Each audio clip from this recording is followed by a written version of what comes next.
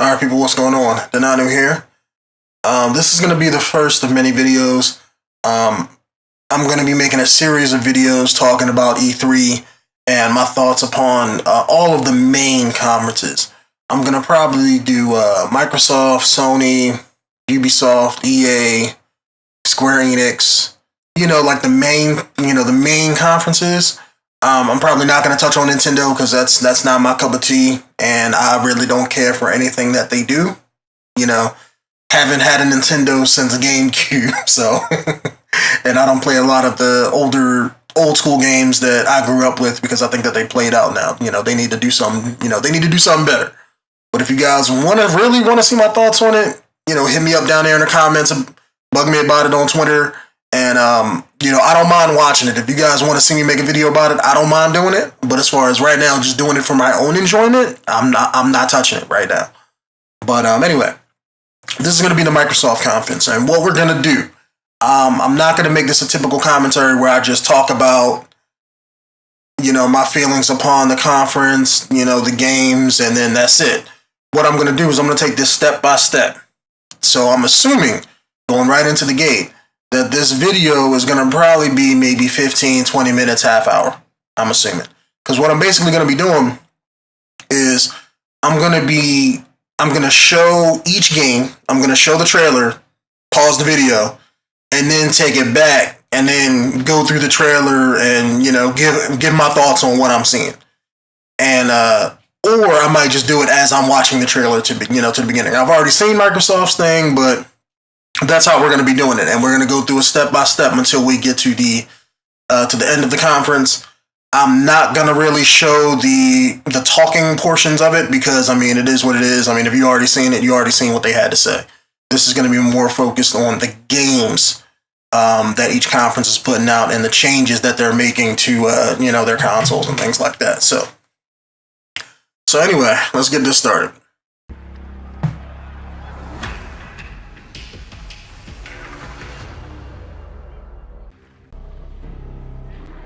And those who make the great leap forward. Those who stay as they are. And those that become more than they ever thought possible. They discover, explore, compete. And they're fearless. There are those satisfied by common pursuits. And those for whom the extraordinary will never be enough. So ask yourself, will you step? Or will you leap?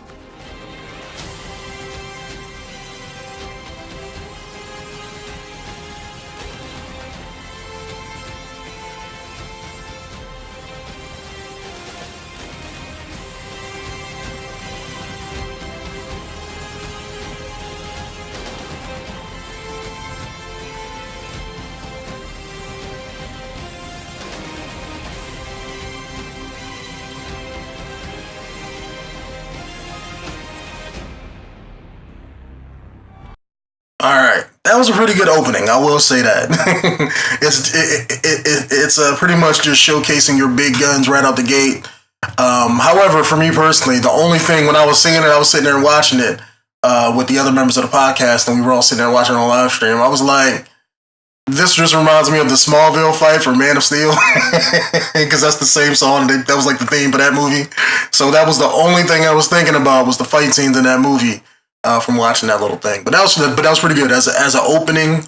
That was good. That was decent. All right, let's jump ahead here. I think if I remember right, the first thing that they really show is Halo. So I'm gonna take this one step by step. Just to let you guys know, I'm a real big Halo fan. I've been playing Halo since I want to say I started playing it. I want to say like 6 months after it came out. Halo 1. And I've been a fan of it since then. Kind of sort of fell off with Halo Reach, but that's only because I didn't prefer that game. But anyway, I don't want to ramble too much into that. We're going to take this step by step. So let me just let this play real quick.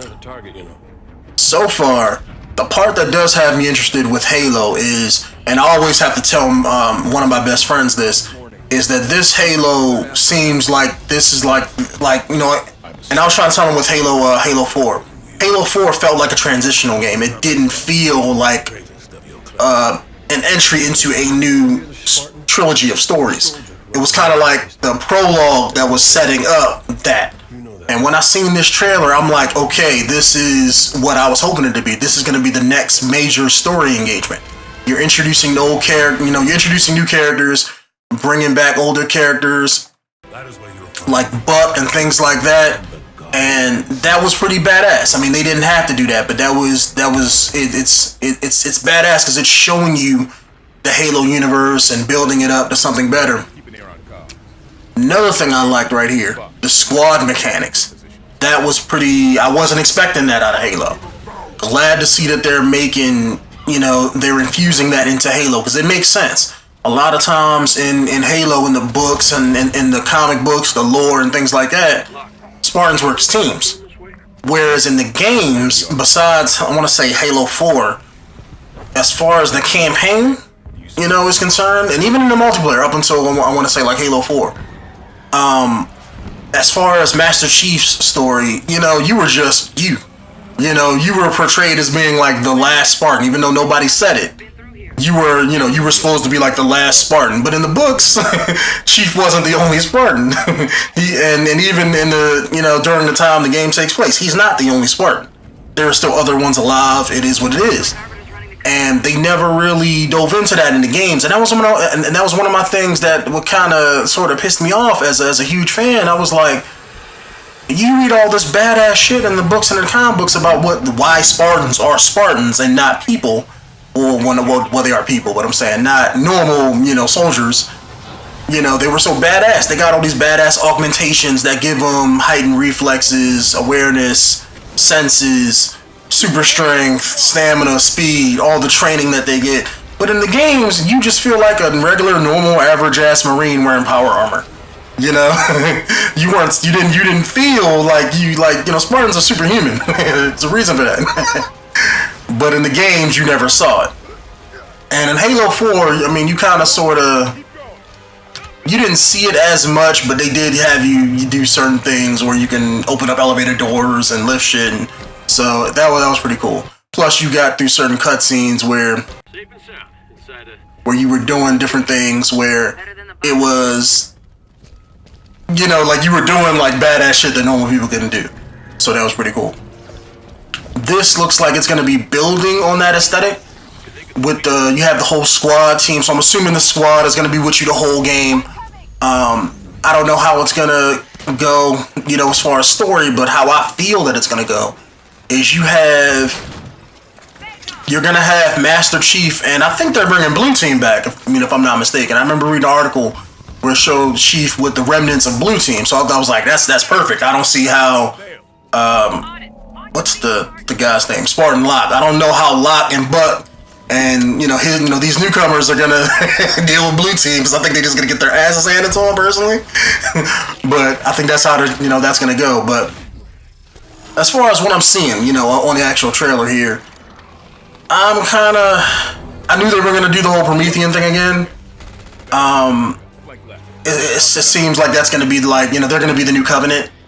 I hope that's not the case, because in the older Halo games, the Covenant, you had like the same 4 or 5 alien races throughout all 3 games. And after a while, that got kind of redundant. And one thing I just want to take back right here, let me just pause this for a sec. This right here, I don't know if it's just me. I mean, maybe I'm the only one, but this room right here, let me just get this angle right here.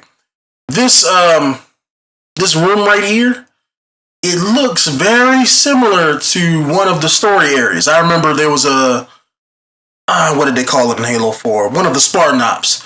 You had to go in here and retrieve a Forerunner artifact.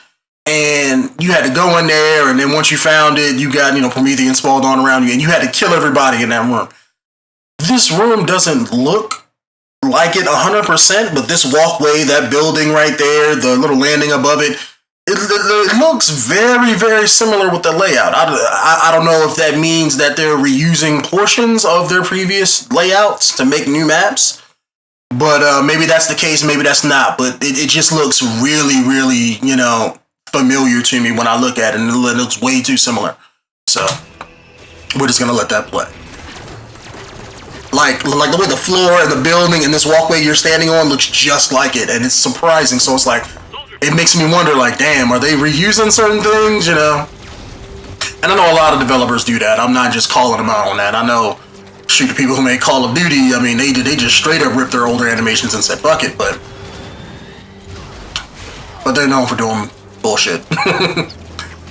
But the squad mechanic was pretty good. The graphics is pretty good. I'm liking the little dome electrical shields and stuff that come off the different Prometheans. I just hope that they have different Prometheans, not just like the same 4 or 5 that they had in Halo 4. When I seen big ass dude right here, I'm like, that reminds me of like some Destiny bullshit. When I seen that, it's like, it reminds me of something like, oh look, here's this strong boss that you gotta face, and I'm like, don't steal nothing from Destiny, just let that shit fucking die. But I'm really feeling the whole team aspect and the team play, or at least the look of it, If they can manage to keep that in the game and make it kind of sort of good, like I remember, what was the one Star Wars game that came out where you were like a clone trooper? That had a squad-based mechanic. If they can make us something like that, I'm assuming they're going to bring back co-op. That's going to be good. But if you're playing it by yourself, I'm hoping they have badass squad mechanics that make the squad gameplay, make it fluid. Because a lot of games could try that and then they ended up messing it up. So, but I'm going to get Halo 5. I'm going to be recording it. I got to get an Xbox One first. So maybe by this fall, hell will freeze over and I will give myself an excuse to buy one. Alright, so let's go to the next one. Take it back. We got multiplayer.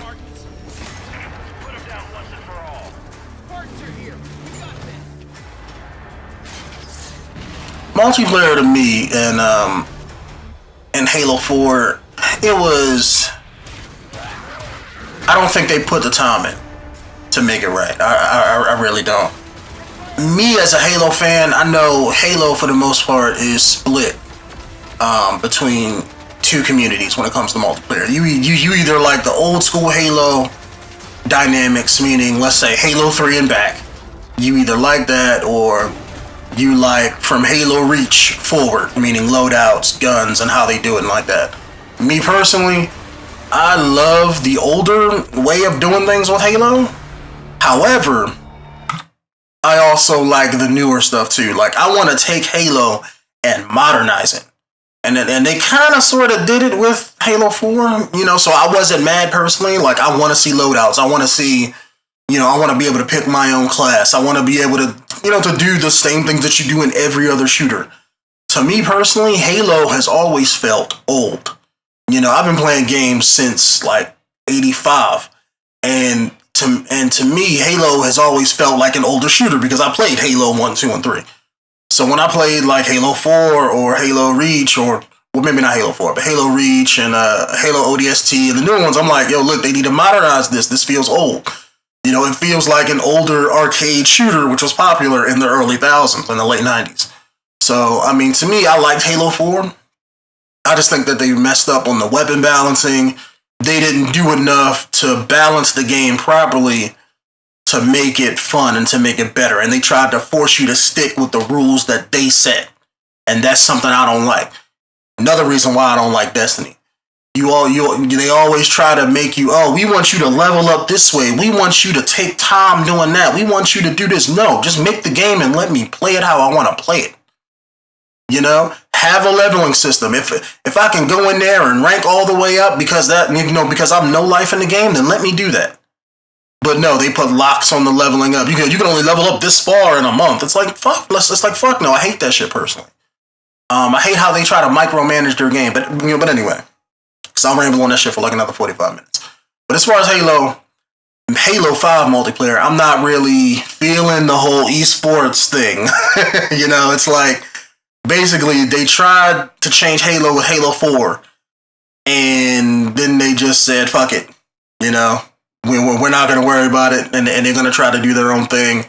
And with this one, it's like, okay, well that didn't work. Well, let's jump on the esports bandwagon and try to do that. And I'm like, really? Now it's like, for one, I've never liked the whole red versus blue thing. Not the machinima, that shit's awesome, but the whole like team-based colors, it's like, no, like let me be my Spartan. Let me, like, if I choose how I want to look like that. I don't want to be red. I don't want to be blue. It's like, but I will say this, they are trying to cater to not gonna say newer fans, but they're trying to appease both sides of their audience. I know there's a lot of people out there who like the conflict with ADS and Halo.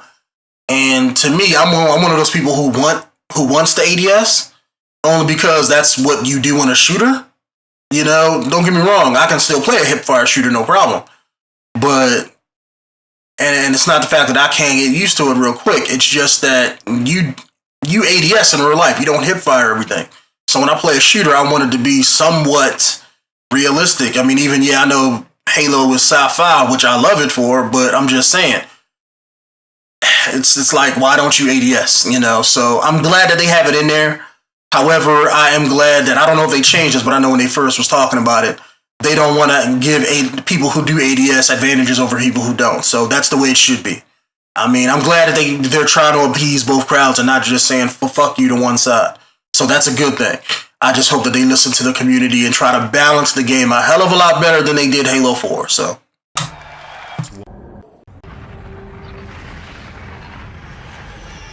I forgot what the name of this game was called, but this game has my interest. It really does. I remember when I was first looking at it, I was like, so is this gonna be like Valve's attempt? Because I think Valve makes Portal, but I was like, is this gonna be Valve's attempts to make Borderlands? Because it does have that kind of sort of look to it. Like I thought this was like a new game that they were making. Based on the little robot dog thing there. Kind of looks like a walking, portal gun with how he's colored and everything. But it was a very interesting new exclusive. I will be more than likely picking this game up when it drops. Because it looks like, just by going off from what the cutscene is, it looks like it's going to be more of the, I'm going to be able to have my team of robots, or maybe even I'm gonna have one robot and I'm gonna be able to choose and mix and match body parts to fit the situation. Like if I want him to scout more, I would make him into the dog. If I want him to walk around and help me fight, I would put him in the big robot. It looks like it's gonna be one of those kind of sort of games. So that's definitely, I wouldn't really call it new, but it is a new interesting dynamic. The only problem is if they can make you care about that dog, something like that, then it's going to really sell the game. And I'm hoping that by it being new and different, that's going to also make it sell the game. And I think it will. I mean, games that are normally, a new IP, you have to, I know people don't, or at least, not people, but the game developers and the publishers don't normally put a lot of faith in new IPs. That's why you always see remakes and sequels. So, I mean, if they can actually get a great, decent game out of this, and by great, I don't mean something like Destiny where it's just popular. I mean something that has tons of substance to it, that has longevity as far as building a fan base and keeping that fan base and holding it, then this game will be pretty good. I will say that. It'll be a damn good game. I know I'm definitely looking forward to that. Alright, let's just skip by this guy talking. Alright, let me talk about this here. Backwards compatibility, since this isn't really showing anything. Backwards compatibility for me is... it's a love-hate relationship. Let me just say that. As far as... I'm going to get my hatred of it out of the way. My hatred of backwards compatibility is... I don't think they should do it. I honestly, really, truly think they should not do it. And that's because, as a company, you want to make money. You want to make money. You want to put your biggest, newest technology forward. you want to grow as a company. You want to help the people who buy whatever product you have want to grow your company. And backwards compatibility is something that they don't need. It's only going to hold them back.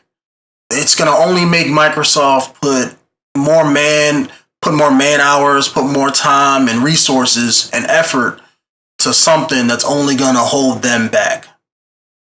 That's how I see it. I really truly think people should move on. And I'm not saying this because, I got all this money so I can afford a new console. I mean, I'm not super rich by any means, but I'm not dirt ass broke either.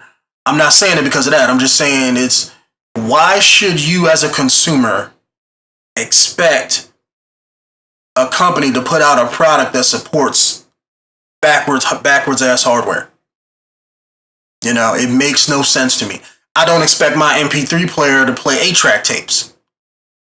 I mean, it's at a certain time I can understand, like, okay, you still have all this older technology, but you still have the means to play it. I mean, it's not like you can't find an Xbox 360 fucking everywhere still. Yeah, this is great for newer gamers who never played the older ones, but they pick up a new console, they want to play the older ones, and then guess what? If they really want to play it, they should go to the store and pick their ass up a 360. That's how I feel. I mean, it's just, it makes no sense to me why a lot of people get so, I mean, I guess a lot of people get riled up because now they don't have to buy new games, they can just play their old ones. And that's what I'm saying. That's what's going to hurt Microsoft in the long run. Yeah, this will probably move some Xbox Ones. Maybe that's why they're doing it, because they're kind of backseating the Sony right now. I don't know if they've caught up in numbers. I don't follow it that well as far as numbers, but I know in popularity and not only with people, I think it's split gamers wise. I think more people probably have PlayStation 4s than Xbox Ones. But industry-wise, the industry is shitting on Xbox One right now. So they're trying to, and you see that from like when the PlayStation 4 came out, developers and publishers are moving to put their content on PlayStation first rather than Xbox. Like with Destiny and Call of Duty and all of their DLCs and licensing agreements and shit. That shit used to all be on Xbox One because they've had it for years. I mean, because they were the better popular console as far as the people. You know what I'm saying? And now, since that's not the case, everybody's jumping ship to the bigger and better console as far as popularity, as far as that. So that's what I'm saying. This would hurt them. I honestly think it's going to get them a little bit of money, but after that money runs out, they're still going to have the same issues that they have now. I mean, and I think that if they didn't have backwards compatibility, they'd be able to put those man hours, those resources, that time into fixing the current problems that should be fixed or should have been fixed when the system launched. Now, mind you, I'm saying all of this out of my ass because I don't have an Xbox One. And I can tell you, as a hardcore gamer, I normally have all three consoles, probably besides Nintendo. I have, Xbox, PlayStation. I've been having for years. I would have bought an Xbox One. But to me, it's they never gave me a reason to. Let me just say that. They never gave me a reason to. And they insulted me. Last E3 with all that bullshit that they were trying to get away with. They blatantly lied to everybody and now are just reneging on everything that they just said last year. And maybe that's why they're doing this. Maybe this is like a PR move for them. Maybe that's why they're doing it. I don't know. But they haven't given me a reason to get an Xbox One. Backwards compatibility still isn't going to give me a reason to buy an Xbox One. You know why? Because I still have my I still have my Xbox 360 2 feet from me right now. It still works. Why would I go out and waste more money for a system I already have? And if I already got the game, I can already play it. It just seems, for what? I mean, and half of the time, it's not going to work, right? I remember with the backwards compatibility with the 360. When they first came out, only like a few games worked for it. Over time, it got better, but it fucked up like a lot of games. And it didn't work for like 100% of the games. That's a whole other problem that this is also going to have. A lot of games probably won't even work for it right out the gate. And the sad part about this is this should have been in it from launch. If that's what they wanted to do when the system, came out, because it all depends on them. Just like Sony's not doing it for their reasons, but if they were going to do this, this would have been a really big launch move for them. This should have been out since day one of the Xbox One launch. That's how I feel about that. This should have already been out. They are pandering way too late with this bullshit. This should have already came out. This would have drove a few more sales and, maybe got them a big enough PR move when they needed it most, which was when the system dropped. But anyway, those are my thoughts about that.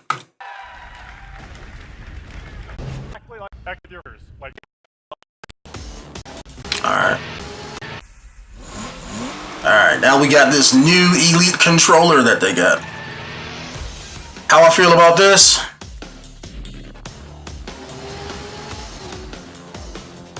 To me personally, this feels like an overrated piece of junk. That's what it looks like.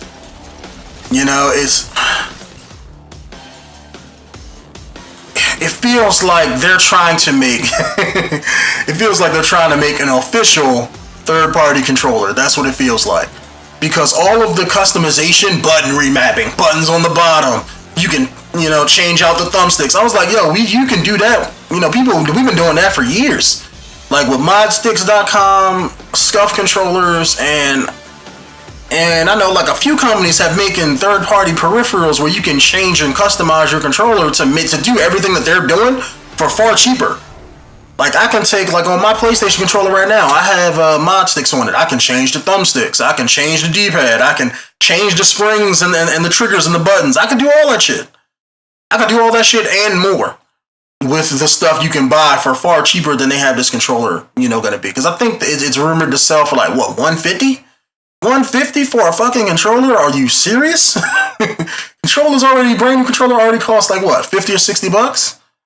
I can understand maybe 80 if you really wanted to push it 100. I mean, I wouldn't pay that much for a controller, but I'm just saying there are some people out there who would because they're either so fanboyish or stupid. But I mean, I know I wouldn't do it, but 150 for a controller? Fuck no, way too much. I thought that this was just going to be the new controller that they were just going to come out with instead of selling the original Xbox One controller. Maybe that's the case. I don't know. But this feels like they're just trying to make an official third-party controller. That's all it is. I just think they're asking way, way too much for it, though. And I don't think the average gamer is going to be willing to shell out that much for just a brand new looking controller. I just don't see it. But I could be wrong. I could definitely be wrong. Amazing experience on Xbox 360 doing Oblivion.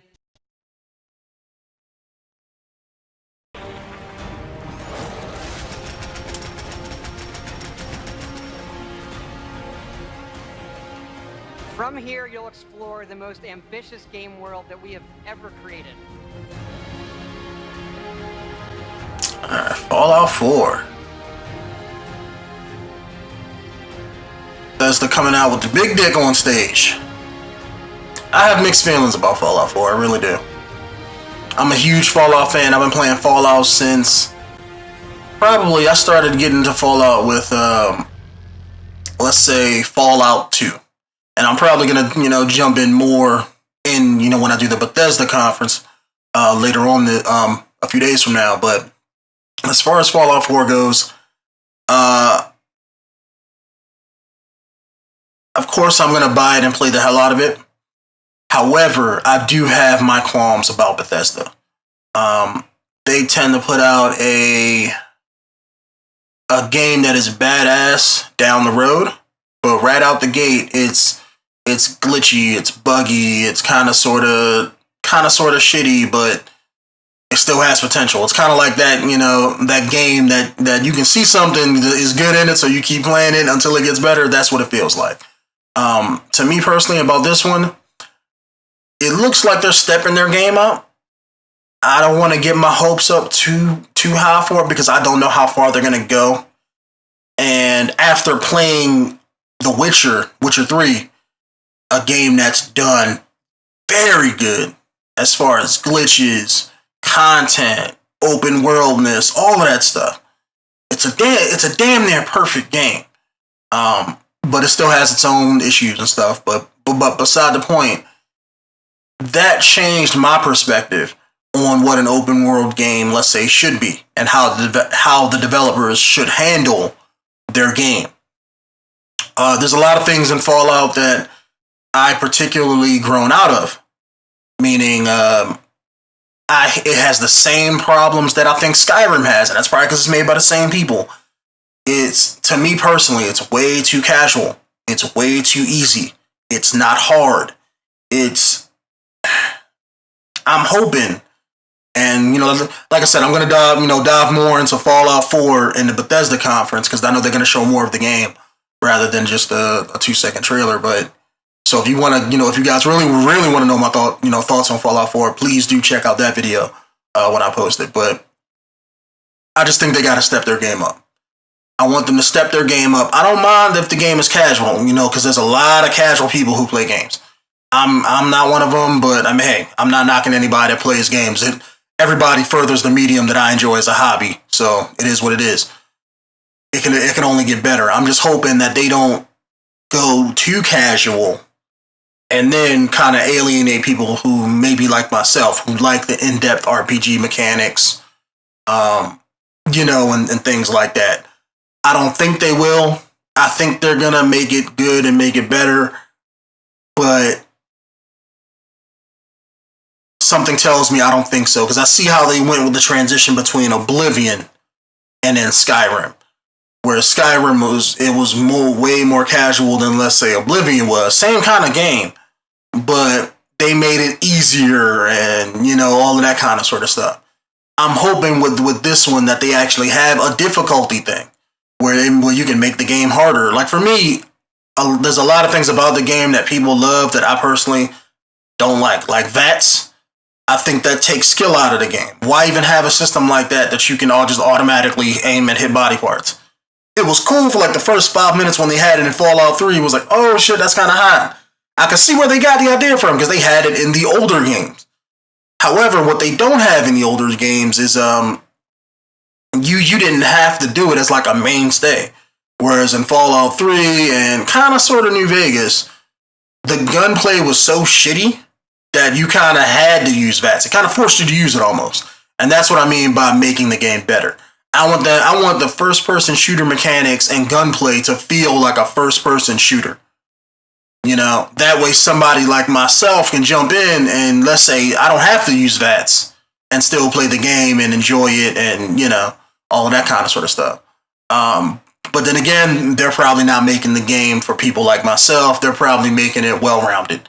So, but anyway, I'll jump more into that once I do my Bethesda video. Oh, hold on. I just want to point this out. That's a badass thing, though. Play mods on Xbox One, because I did hear that you can play PC mods on the Xbox, on the Xbox version of the game. That's actually what's up. Coming out November 10th. We hope you love it. Thanks. That's also what's up. I had to eat my words on that one. I'm sitting there telling people in comments and on podcasts like, this game ain't gonna come out this year. It's gonna come out next year or the year after. That's actually what's up, though. Can't wait to play it in this fall, though. Let's see what they're talking about now. We're dropping a Titan on it. Oh, EA Access, it is what it is. If you want to pay them money for older games, go ahead. Warfare 2 arrives next spring. Plants vs. Zombies was never my thing. I guess this is good for the people who like it. They're making a sequel. Born on the racetrack. It's a racing legacy that and I'm just gonna do the same thing with this one. But Forza, same thing. Forza to me, I've never played it. I'm not into race car games. I stopped getting out of race car games with, let's say, Gran Turismo 1 and 2. So it's, but if you like Forza, hey, maybe I hope they step their game up and make it better. I've heard a lot of people who are, let's say, friends I have who play Forza and who like the game. I've heard there's certain things about it that they don't like, and I hope that they improve. I've heard from a friend that their crash models, they don't break up like when you hit other cars and stuff. I don't know what he meant by that, but I'm hoping that this can be, and maybe it is, I'm hoping Forza is the Xbox answer to Gran Turismo. Because I know Gran Turismo was like Sony's big-ass racing game that used to come out, and I'm expecting the new one. I thought they were going to show something this year, because they've been, they haven't put out one in a long-ass time, but I'm hoping that, that they put one out soon, but for what Gran Turismo is to Sony fans, I hope Forza can be for Xbox One fans, so that's always a good thing. World premiere. Alright, what is this? Oh, yeah. Dark Souls 3. I don't have much to say about this. I'm gonna get it and I'm gonna play the hell out of it. I mean, it's Dark Souls. I mean, it's gonna be more and better than what, than the last one. I mean, what I do hope, I don't know, because I know there was some controversy around Dark Souls 2. From what I remember, right, the guy who made Demon Souls, I want to say, or his development team or whatever, the guy who made the franchise, and he didn't have, I want to say he didn't have anything to do with Dark Souls 2. Like, he made Demon Souls, Dark Souls 1, and then he made Bloodborne. So I'm hoping, because I think I heard a rumor that he's gonna come back and he's making this one. I'm hoping that's a good thing. I know a lot of Dark Souls fans in the games community didn't like Dark Souls 2 when you compare it to, let's say, Dark Souls 1 and Demon Souls. So I'm hoping by him helming the game that it's going to be better, it's going to be bigger, it's going to be more of what you know and love and what you want out of Dark Souls. However, let me just say this as a personal, request, to the guy. I hope that they bring in a little bit from what they learned of Bloodborne into Dark Souls. I would prefer it if it had, I'm not saying take Bloodborne's combat and put it in Dark Souls, because I like the whole shield-based mechanic that's in Dark Souls, but have like a weapon, like if they took trick weapons and put them in Dark Souls and then allowed you to, let's say, move a little bit faster, that would be cool. That's all I would really want. Make a Dark Souls 3, but put like a trick weapon where it kind of makes you move a little bit, so always a plus. You were always told it might come to this. What is this? The Division. I think it's the Division. One day. I have mixed feelings about this game. I really do. I like what I'm seeing, right? I really do like what I'm seeing. It was a weaponized virus. However, it doesn't. One by one. They kept pushing it back all this year. It's gonna come out last fall, then they pushed it back. It's gonna come out last spring, then they pushed it back. It's gonna come out this year, they pushed it back. So that tells me it's like maybe Ubisoft doesn't have a lot of faith in the Division. Like I was saying before about, publishers not having faith in the new IP. Or maybe they're running into issues while they're making it. Maybe they don't have the money to put to it. Something is up. Because if they had all their ducks in a row, if they had everything at 100%, then the game either should have been out, or they should be like, our game's coming out. Look, here's what's coming out. They shouldn't have to be pushing things back. So that scares me about the game. It's like I want it to be big, bad, and great. Cause we're dying for new IPs now. We're drowning in the hype for new IPs. But it's like I can't throw that, I can't shake that fear of the game's gonna come out and it's gonna feel like a cheaply made game that feels like it's only 6 months in development. I don't want to have that feeling with the Division, but I can't shake that fear either. Plus, it looks like from everything that they're showing, they're only showing the whole multiplayer side of things, and that kind of sort of scares me. Is there not going to be a story campaign in the game? Because what's all I keep saying is it's going to be an open world shooter. It's going to have it's a persistent world. So it's it reminds me is this just going to be a base open world MMO style map and you just play in it? Because if that's the case, that's not what I want personally.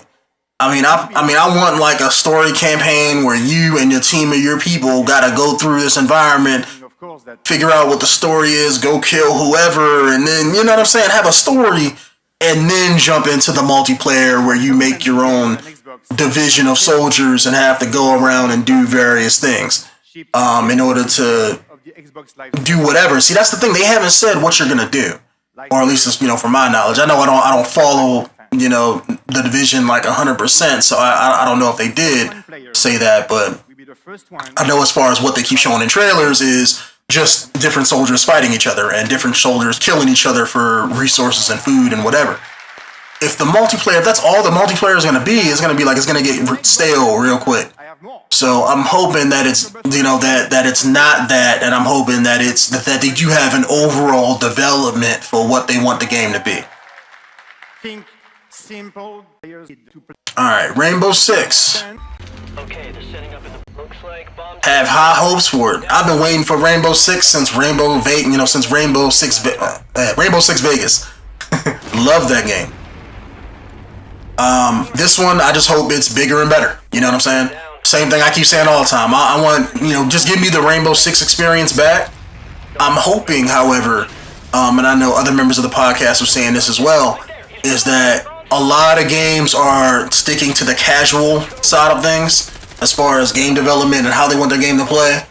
I hope that Rainbow Six doesn't do that.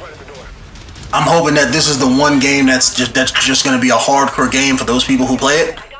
And I'm also hoping that if it does that, because it might not, they may try to casual, you know, they may try to, you know, make the game more casual for those people. But like I said, I hope they don't.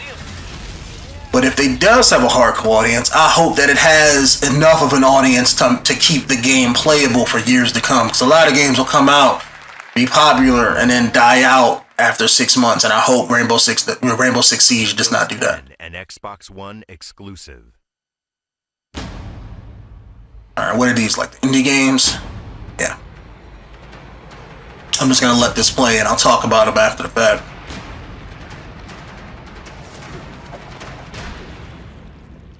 This game I thought had a pretty unique look to it, I will say that. I mean, I personally won't play it, because like I said, I mean, I'm into more mature games, but that also doesn't mean I can't find fun in a game either. I mean, unless the game is like really, really, really kiddie, then, you know, I probably just won't play it at all. But like this, I would actually play this. I would actually give this a shot. But it's one of those things where I would have to be playing with friends, because I wouldn't pick this game up just to play it just because I wanted to do it. That just wouldn't happen. But the gameplay looks pretty good. It reminds me of like it's like a cartoon Team Fortress kind of sort of game. And I never got into Team Fortress, but I know there are tons of people who are. And if that's the case, then hey, another shooter just like it. Hey, bring it on. Well, not shooter, because, you know, only certain people got guns, but you guys understand what I'm saying. I mean, another game in the stylized way of thinking. I mean, that's not a bad thing. Plus, it has that cartoonish Disney cell shaded look to it, so that, I mean, you know, that's a game kids will love, and there are a lot of kids who play video games as well. A brawl is surely brewing. Oh man, I remember this one. This game, I remember seeing this when I first watched the trailer. And that cup game, let me just take this back. This cup game, the first thing I was thinking about when I seen this, I was like, so they're making like an old racist cartoon game? Because a lot of time these older cartoons, these are the kind of cartoons I grew up with. Like the old school Bugs Bunny, Looney Tunes cartoons, and even cartoons that look like this were before my time, but, you know, they all played on the same channel. They all played on Cartoon Network back in the day. And used to watch the hell out of all of them. And they were all like racist as hell.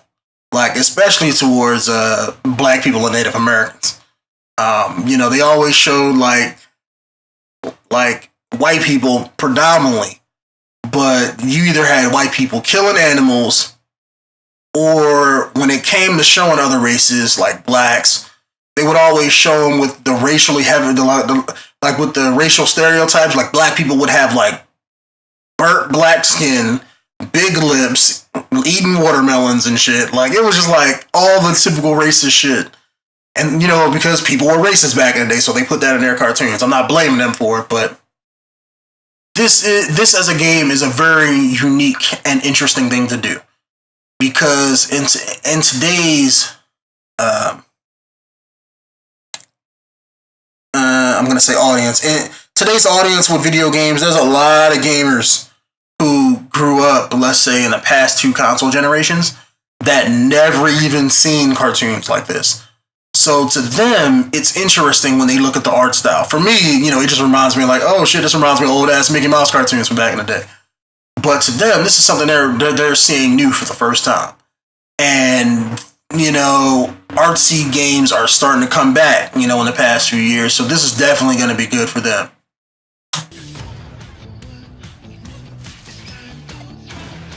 That game right there, this Adult Swim game, what was it called? Rise and Shine. This looks pretty cool. It kind of reminds me of, even though they didn't show a hell of a lot of it, but it reminds me of, I've never played it, but I've seen a couple Let's Plays on it. The game where you have the little character and you can draw and make objects out of his imagination and they become real for you to use in the game. I remember you had like DC characters also were in it, like comic characters and stuff was in it. And I don't know if it was in the first game, but I think they made a couple games. But whatever that game is, that's what this reminds me of, you know, when I see it. It has that same kind of sort of feel to it. Army Men. Glad to see Army Men coming back. Fuck those yellow tan bastards. I remember Army Men back in the day. I remember when you had PlayStation and N64. Army Men used to be a pretty decent franchise. It was pretty much the Green Army Men. You always played them fighting the yellow vicious tan army. And everything, you were still toys. Like everything you did, you always fought like in backyards or in a bathroom, over a tub, in the kitchen. But it was like a third-person shooter or a stylized shooter, or either it was a campaign story-based game where you had to take out the enemy army or succeed in a mission. It was like one of those kind of sort of things. Like I remember in one of the games, I don't remember which one it was for, but I remember in one of them, you played a soldier and they were like, okay, we're going to send you on this mission to rescue one of our, to rescue one of our teams who went silent. And, you know, it's like, we've heard that they've been torturing him for information, right? And then when you get to him, that the Tan Army set up like a microphone, can't talk that, a magnifying glass, beaming sunlight down to him to melt his wax to get him to talk. And I was like, wow. So you had a lot of humor when it came to that kind of sort of stuff, because kids used to do that back in the day. But I'm glad to see it coming back. Really glad to see this coming back. That's one I actually might pick up. This game right here, looks okay. Looks like it's going to be like an RPG kind of sort of game. Phantasm. That actually looks interesting. This game right here. This actually looks really interesting. I don't know how in-depth it's going to be, but I know I always like to play newer, scarier games, even though I'm one of the kind of gamers who, where it's like I'm 31 years old, so I don't get jump scares. Even from going to movies, I mean, I grew up with Jason movies and Freddy movies, so I'm kind of like desensitized to all of that stuff. So when I see a jump scare, I just sit through it and I don't get scared after that. But that doesn't mean I don't play scary games. Like, I truly do like scary games and how atmospheric some games can be. This game looks pretty good too. That Solus looks like almost like a magical based first person shooter game kind of sort of, and I've always been into those. These games remind me of the games I grew up with, like back on Atari, except they were nowhere near as this in depth. But for younger gamers who've never played an old school looking game like this, hey, try it out. Always a good thing. This game reminds me of something like out of Diablo, so I mean, if they can actually come out with all of these games and actually, you know, make them better, that's like the one game I don't like. Like, I don't see how those games are fun. Never played them myself, but for those people that like them, hey, look, do you. They're making the sequels to them, so. That game looks interesting too. Reminds me of a badass, like, old school RPG type game. Ark, kind of reminds me of Turok. This game looks pretty good too. I remember seeing a video about that a couple years ago. But if they could actually put all these games out on like Xbox Live Marketplace and charge like a little bit of money for them, I think a lot of people would actually buy them because they do look pretty good. So, what is the bounds of all right, let me try to make this a little bit faster. We already 50 minutes in. See, I said this video was gonna be, you know, about half hour long. Look at me rambling and shit. But this game here, still thought that was kind of weird. You're signing a password. That's kind of weird, but anyway. This game here, I think the Tacoma. Hold on, let me take it back. Did they show anything with that? Yeah, this game looks. It looks kind of weird. It looks like it's gonna be one of those adventure-ish based games where it's not gonna have a lot of combat. It's gonna be, you're this person stuck in this environment, you gotta find your way out, and as you go through, you're gonna figure out the story and go through all that. This has my interest, though. I will keep notice on that. I may actually pick this game up.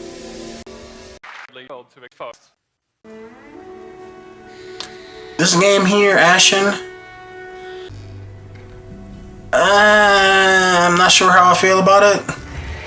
I remember when I was watching it with the podcast crew. We laughed because her boyfriend got killed, and I was like, "Yep, no more D for her." But it does look interesting. It reminds me of like a stylized game, like what's the one game? I want to say Oni, but not Oni. 𝐥𝐤𝐤 or something like that. That's the kind of vibe I'm getting from it, and it looks like one of those games where it's like it's gonna have nobody talking. Like you're gonna look at the game and you have to get the vibe of the game just by reading what's happening on scene or reading the motions of the characters, and it just has that artsy look to it. That has me interested in it. I probably won't pick it up myself, but that does have me interested in it. Touch and smell. This game looks pretty good. I might actually try this, just to see. Just for the experience, not for the gameplay or nothing like that. But supposedly it's a game based on like you play a blonde little girl and you have to use your other senses in order to navigate the environment in order to see. This is going to be a very unique game, and I'm glad to see that the gaming industry is welcoming games with handicapped main characters and stuff like that, because they're people like that. You know, they're people too, like anybody else. I know a lot of people bitch and moan about a lot of different character types in games, and I'm just glad to see everybody welcoming something so different than what they're used to. 2 years ago, when we first sat down, eventually. Alright, let me just skip ahead. We already talked about Cuphead. Even how makes you can play it, how develop over from Frontier. Alright, how develop over take this back. Sheltered from Unicube, The Long Dark by Hinterlands. Sheltered from Unicube. That game reminds me of the war game or whatever. Interactive. Pretty cool. DayZ, I've never played it. I've wanted to try it, but it just looks way too shitty in my opinion. If they could get DayZ and actually get it to come out and make it better, like make it look better and give it some substance, then yeah, I would try it. But I'd like to welcome to talk about one. Or chemistry, company. I am.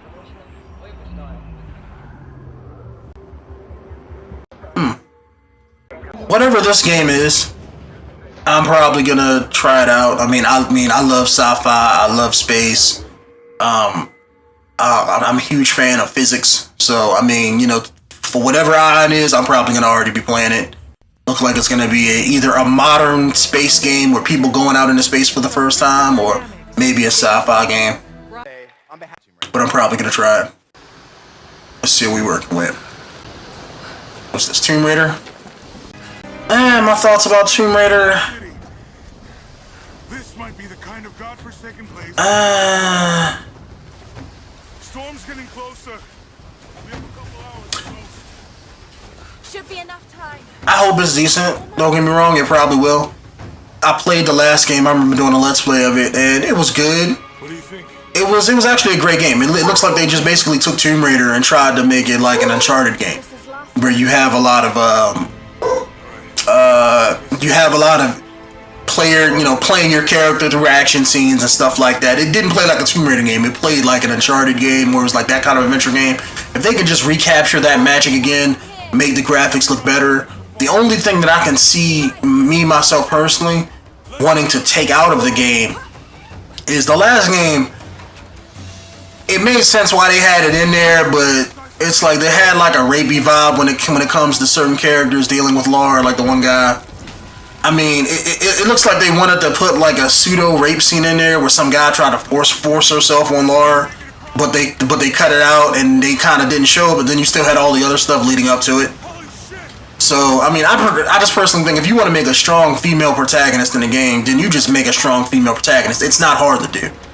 You don't even have to throw in the rapey vibe to make, you don't have to do that. It's just make the character, make them badass like you would a male character, make them relatable, something about their character, make people like them. I mean, it is what it is.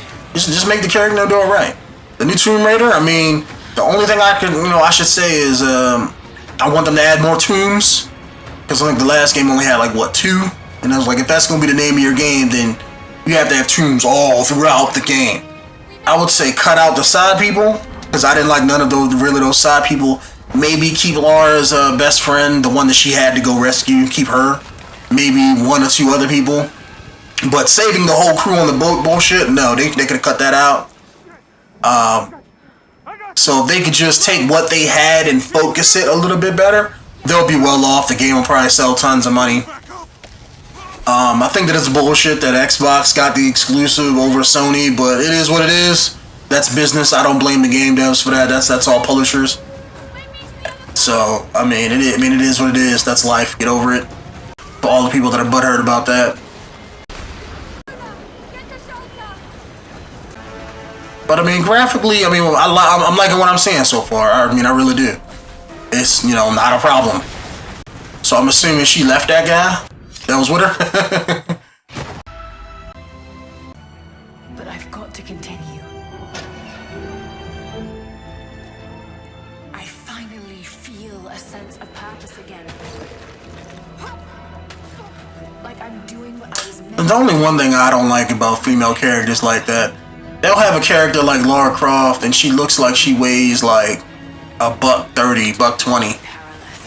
But yet they'll have her like fist fighting grown ass men, and like that shit don't work. That don't happen in real life. Because men are naturally stronger than women and can probably beat the hell out of somebody that's 120 or 130, unless they're 120, 130. But most of the time that's not the case. I don't care how much martial arts you know, you will get that ass handed to you. Unless you have some power behind your hits. And I just hate to see that kind of sort of thing when it comes to movies and games, but as long as they have her shooting people, I'll be happy. Oh, hold up. Did I see Perfect Dark? Look at sexy Joanna right there. If they making a new game, I don't know what this is, but, that's more power to them. I'm glad to see that they got the older look of her, not the newer look of her, which I hated. Battletoads? Really? That's how you feel? Bringing back the old school? More power to them. I want to see that. Hopefully they won't have that one, sewer level where you have to jump to things, and I hate that. Banjo-Kazooie, yeah, never got big on that. Pro-Am, okay. Nice to see them returning. Love me some Conquer back in the day. You never forget your first game. Damn right. And the more of them you play, the more of them you love. Every memory is a sword. There were games that blew us apart, and games that brought us together. Oh, look at Killer Instinct Gold. Or discovering classics. That was my game back in the day. I'm a huge Killer Instinct fan. You'll see why the best stories will never be forgotten. What is this? Some new kind of streaming? Okay, so it's like EA's Access, but with rare games. Okay. 30 games, $30? That's what's up. That's not bad. That's actually something I would actually get myself. Might have to get that. 2015 marks the 30th anniversary of a football event. Premiere. Alright, what we got? Oh, this was that pirate-based game.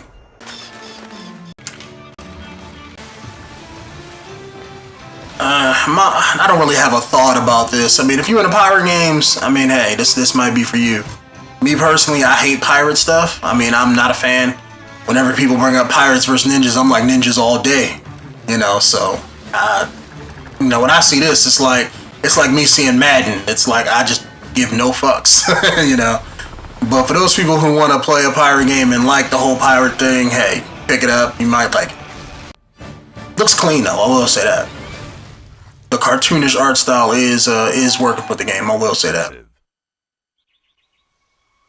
Let me tell you a story of a world of great beauty, full of promise. All right, what is this? Full of magic. And lately, full of adventurers.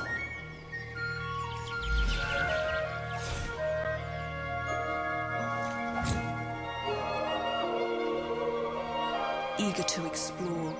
Oh, this ain't Fable, is it? That wizard kind of look familiar with that code.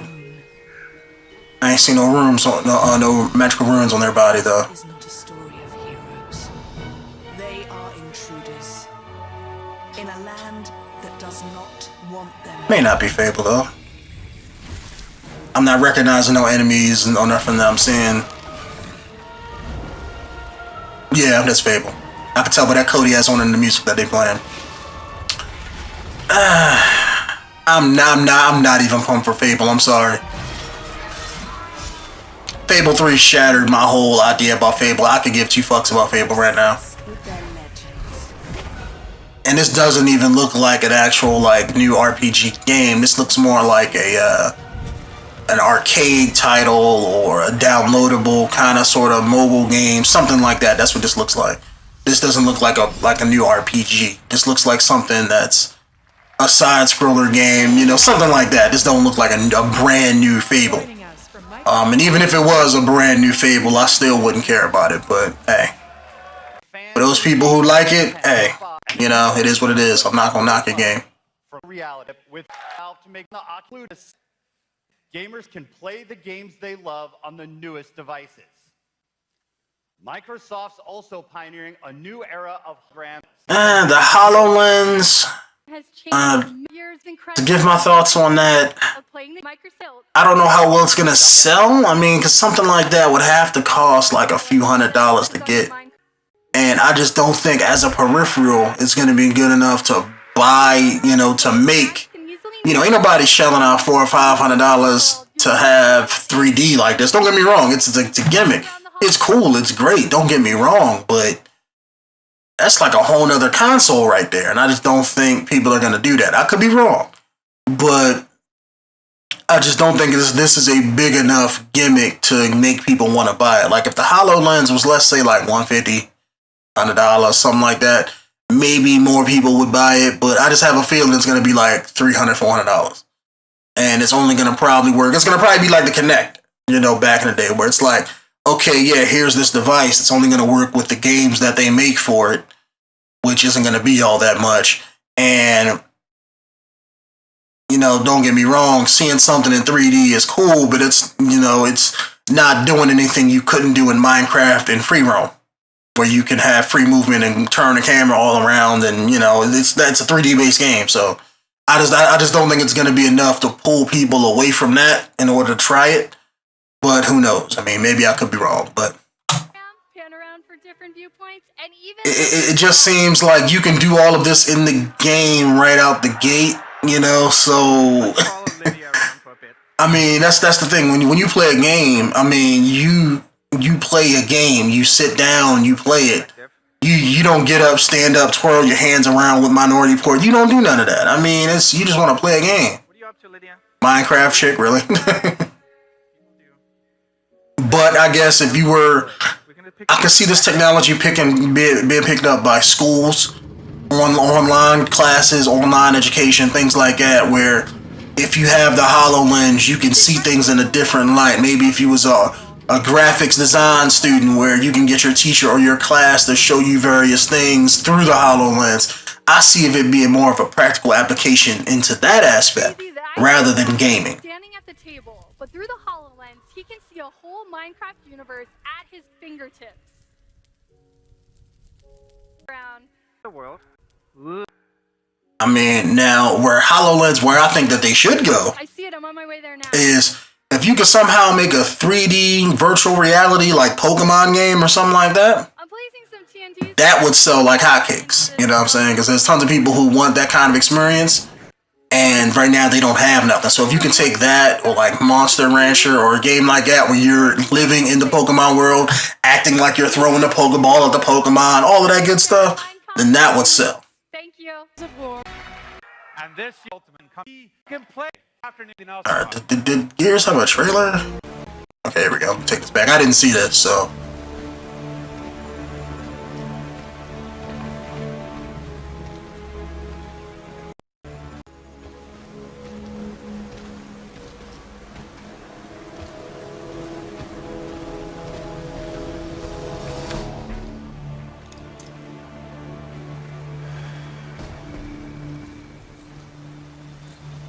Looks like it went this way. Come on. Can I get a Gears character that's not on steroids? Just saying. Throwing that out there. You know, maybe DLC. I don't care. I'd buy it. I've never been a huge Gears fan. Let me just get that right out the gate. I've played Gears 1, 2, and 3. Never been big on the multiplayer. Didn't, you know, because I just wasn't a fan of the game in general. I loved the story in Gears. Let's say Gears 1. Didn't like it in Part 2. Didn't like it in Part 3, but even though I played them over co-op, to me the game just doesn't appeal to who I am. I may look like I'm a you know, chubby black guy who's into football and stuff, but I'm not. I'm not into sports games. I'm not an alpha male. And Gears, right out the gate when I see it, it's like it only appeals to, let's say, alpha males or people who are jocks. You know, who have that kind of sort of mindset. And to me, since I'm not that, playing as a big guy with like big ass arms, chainsaw and a gun, slicing people in half, it don't appeal to me. So that's why I've never been that big on the franchise. But a new game, I mean, I would say Gears is probably dead almost, popularity-wise. But, I mean, it does still have that hardcore audience that loves that universe. So, I mean, they making a sequel, hey, more power to them. I thought it was dead after the last one because they, you know, after the last one they fucked up. But, you know, because I kind of got a little bit into that one and just gave up on it because based on how shitty it was. But, I mean, it's cool that they're still making it. I mean, I think everybody was expecting them to have a new Gears game, so it's nothing new. I just hope that the game appeals to the fans who do like Gears. I might pick this up and try it, or I may rent it. But right now, this is not on my radar. I'm not pumped for it because I'm not a fan of the franchise. But I do say this. I'm glad. I mean, I don't know if the whole game is going to be these two characters. I'm glad to see two different characters. Two different characters besides Marcus and Dom. I will say that. You know, somebody who isn't Marcus, Dom, and Coltrane, and what's the guy's name? Braid Baird or whatever his name was. You know. My thing is, who are they going to fight? Because didn't they... I'm okay. Did you just get infected with something? I think it shorted out my flashlight. Because I mean, didn't they like kill the Locust? And then after the Locust, I remember they was fighting somebody else. It seems like every game that it was like, oh look, you here are the Locust, and it like didn't even know, oh we beat them, but no, we really didn't beat them. Here's game 2. And then I think in the third game, it wasn't the Locust you were fighting. It was like you was fighting somebody else. The ones like the glowers or whatever. I remember Marcus used to always call them, but it just seemed kind of redundant after a while. You know, like the story never went anywhere. I mean, I could be wrong, but I remember playing and beating Part 3, and it was just more of the same. Like If it wasn't the Locust, it was the Glowers, and then it was like, okay, you know, it's like same shit, different page.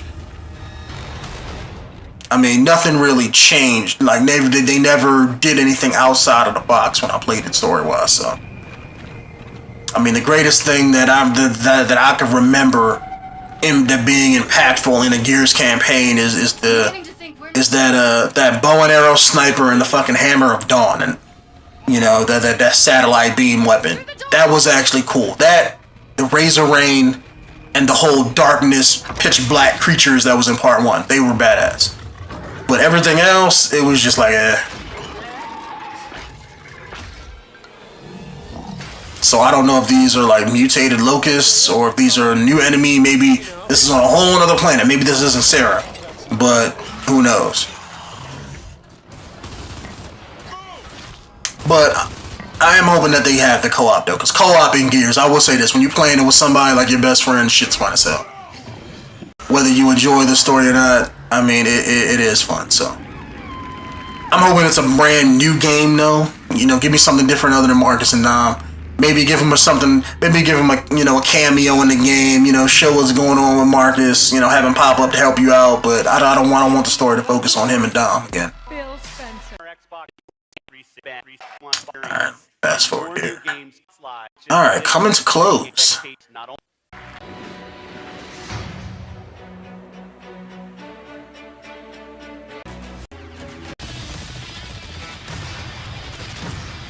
Alright, so that's just showing what they already had. Alright, so far, I mean, about Microsoft's conference, I mean, it was pretty good. I will say that. It was good. They showed a lot of good games. They had a couple indies in there. The stuff with the HoloLens was pretty cool. But overall, it seems to me that they were well-rounded. I will say that. The conference that they put out was... They didn't wow anybody because everybody knew what they were expecting. They came in with the tech, with backwards compatibility, the HoloLens, so they got it on that. I just feel that it was okay. But that's the problem. That was their one problem that I think they should fix. Like when it comes to E3, wow people, man. It was like, I remember back in the day, E3 used to be like a political debate. Where it was like, fuck those bitches at Sony, this is what we got. We got motherfucking Master Chief. We got Marcus. We got, you know, it's like, you know, it was, and now, like the past couple years on E3, it's always like, nobody want to step on nobody's toes no more. It's like, oh, let them do them, but we're doing our thing. It's like, you want to be politically correct. Fuck that. You know, punch Sony in the mouth. That's what they need to do. Like, walk up in their conference with, like, you know, Master Chief dressed out in fully, like fully form-fitted Mjolnir Mark V armor, you know, kick in the door of Sony's conference and walk up on stage and be like, fuck you, bitch. You know, do some shit like that. I mean, but it's just, I mean, that's what Sony did. Sony kicked Microsoft in the nuts with their conference, but we're going to get with that in the next video. That's going to be the next one. So, if you guys have anything to say about E3 in general, or about anything that I've said about the games, or, you know, let me know about the games you particularly like, you know, that they showed in this conference. Let me know down there in the comments section. And as always, my name is Denonu, aka the man with black privilege, and I'll see you guys later. Thanks for watching.